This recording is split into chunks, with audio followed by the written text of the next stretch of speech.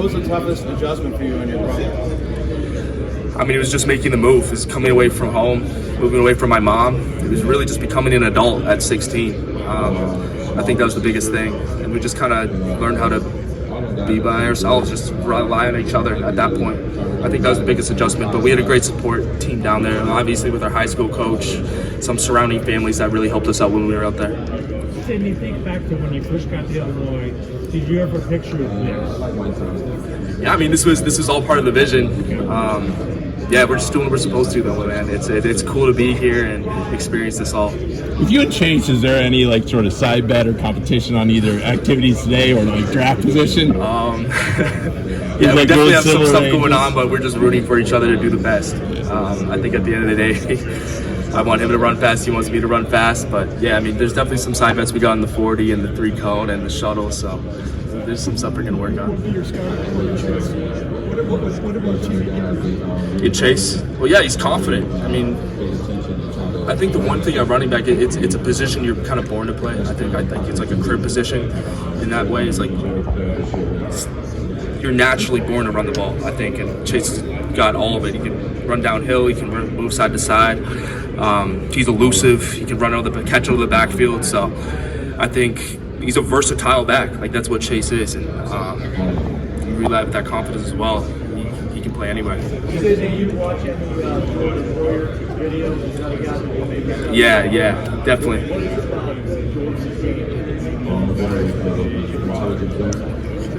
Yeah, well, I like how he triggers. I mean, he trusts his instincts and he moves downhill fast. With that, he's a ball hawk as well. He can go get the ball. Yeah, I respect his game and what he's been able to build there in Buffalo. I know you've been asked about small receiver that he's I mean, you could go all the way back.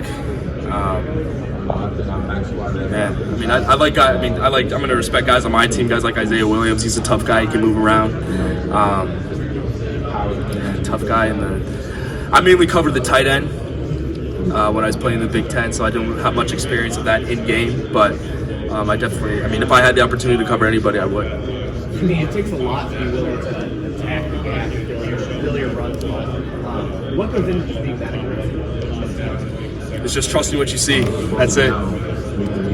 Snapping on it and making sure it happens. That's it. It's just trusting what you see and reacting. I know you've been asked about Polamalu, but have you watched a lot of him? I've watched his highlight tape, the Steelers one that they got on YouTube. It's probably the only one I've really seen. But yeah, no, I mean, I've made time to watch that growing up. But I kind of I don't try and apply what he's done because he's such a great player. But it's cool watching someone like that make the plays they did during the period of time. Did you hear that comp a lot?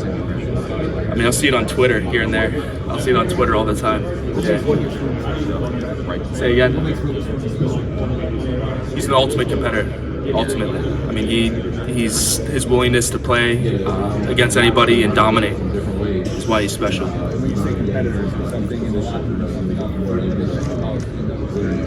No, it's just when he steps on the field, it's go time, and that's in practice, that's in game, that's in the film room. I mean, he's a smart player as well, so that's why he's the best. Growing up in Canada, what sports did you play before you dedicated yourself to this? Yeah, so we grew up fighting, boxing, some MMA, wrestling. We grew up doing that. So along with track, that was something that we did growing up. When did you start with MMA? Yeah. At what age did you start? That's funny. That's funny you said. Yeah, we did a little bit, some figure skating here and there. My mom. I know, that's funny. That's funny. Yeah, but my mom threw the skates on. I slid the toe picks and all that. It was crazy. You got 7-year-old boys in toe picks. It's not a good look. Can you do a jump? How good did you get? Were you doing jumps? I mean, I was doing some spins, but nothing. I mean, I stopped before it got too serious, to be honest.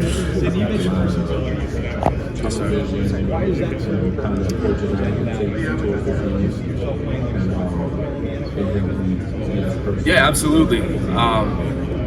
I've got the confidence to play in the slot. I think I've got the technique to do that as well. I don't shy away from anything that the coaches have for me. You know, whatever team makes the investment in me, I'm going to be willing to do whatever they need. If that's on special teams, like I said, if that's to play a slot corner, if that's to play the boundary free, shoot, if they wanted me to play corner, I'll do whatever. Yeah. So do you wind up all over the How field? did you be such a smart give some tips for Listen, man, I came to college not knowing anything. I mean, I came knowing I knew how to play cover one. That was it. So I just made an active effort to learn the game and understand it. You know, I came in with Lovie Smith, and I kind of learned what he taught me. And then, obviously, when Coach B and Coach Walters came through, just kind of, I mean, you got the understanding of two different schemes, and then you're able to apply the both of what you know, and just learn from both. I mean, you learn from your mistakes on the field, and you just build on them and make sure you become the best player from that. At what age did you start boxing? It's probably 8, 9. So you went from figure skating to boxing? I was from boxing to figure skating, so it's like, Was like, there any can you overlap? imagine? Was it- Yeah, I mean, no, we were young when my mom had us doing that, and I don't think we really understood. We just wanted to skate, and my mom brought out the toe picks and the hockey skates. It was something we wanted to do. It was something we wanted to do. It was just not. It's a pretty expensive sport. Specifically, technically,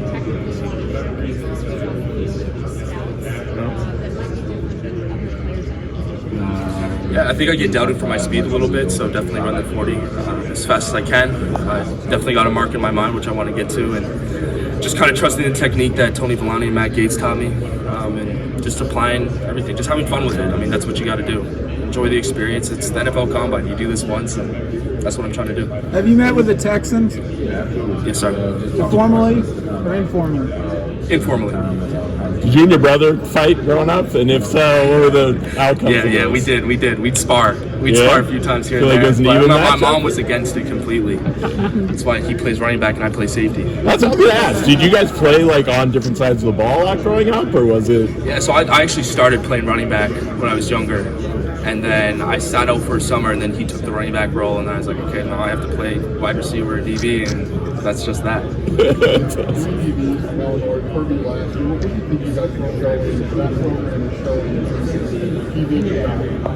Yeah, well, I mean, you got to give the respect to the coaches. They've done a great job of getting us here, and it just shows that they're developing class defensive backs. And not to, I mean, we got class players coming from the University of Illinois. You look at the guys like Keith Randolph, Johnny Newton down the line, and Seth Coleman. We look at offensively too, some talented receivers and O-linemen that could potentially come out as well. So it's going to be great. I mean, you look at next year. I mean, there could maybe be even more than we had in the past couple.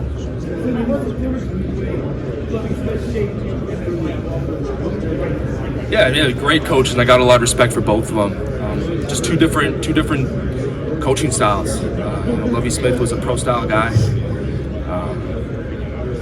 Where Coach B and Coach Waltz were more of college coaches. So I think there's benefits to both, and I think what Coach B and Coach Waltz did a great job was developing us. But a lot of respect to both the coaches for developing me into the player I am. Witherspoon keeps climbing up the draft board. Does that surprise you? No, not at all, but I'm wondering, what do you see that from him? What do you think that could be the guy? You know what? It's so funny. I don't think any of us saw it coming. We knew he was a great player, but all of us were just playing football. Nobody really knew what the draft stock was. I mean, nobody really cared what we were just playing football and trying to win games at Illinois. That was it. You wound up all over the field. You had 6 interceptions this season. You're the highest rated safety and man coverage. But what do you feel like is your one attribute that sets you apart from any other safety? It's just I'm going to say again, it's my ability to react to what I see and just trust what my eyes are telling me. I think there's an instinct that I have that I just trigger on things, and that's something that I trust. With that in mind, is there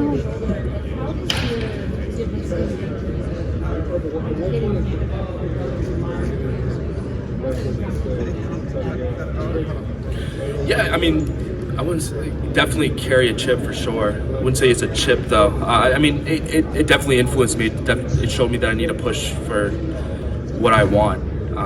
If I want to go get something, I've got to work for it.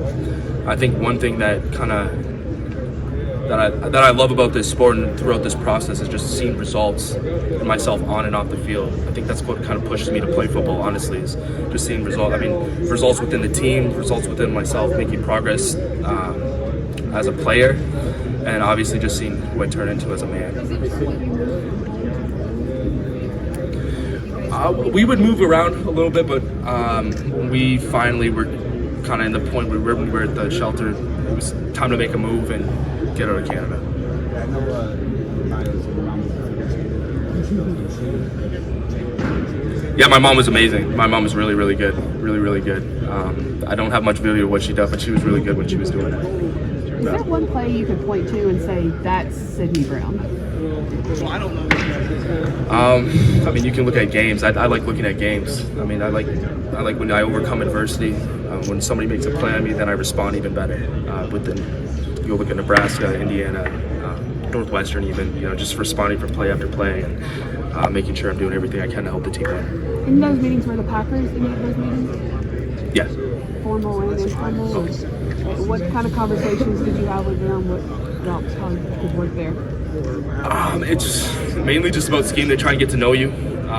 They've got tape on you already, right? So they just try and test you on a few things. That's all. Did they test you on anything out of the ordinary? No. They just schematically stuff that I've seen and stuff that I know. Sidney, everyone here is trying to go ahead and do some draft stock, but for teams that are trying to know a little bit more about your brother, what's the one thing that separates him? His versatility, like I said earlier. I mean, he's going to stand out on Sunday. I can say that with confidence as well. Just knowing him and his preparation, what he's going to put into to, be his best on Sunday. Time for just a couple more. Anybody? You mentioned playing with David Cannon. Okay, last question there. How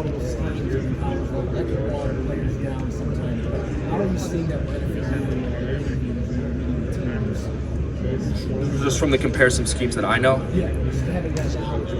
Yeah. I mean, you get an abundance of everything, and you learn different stuff. I mean, even as a reporter, I'm sure there's different techniques as a reporter. I'm going to say that you guys learn to ask questions and formally interview people. So, the more you know, the more you're able to apply and kind of pull from if you're drawing a front or trying to understand the back scheme and different techniques that might cover too. So, the more knowledge, the better. Great. Thanks, everybody. Thanks, Sidney. Thank you. Thanks, Sidney. Appreciate your time.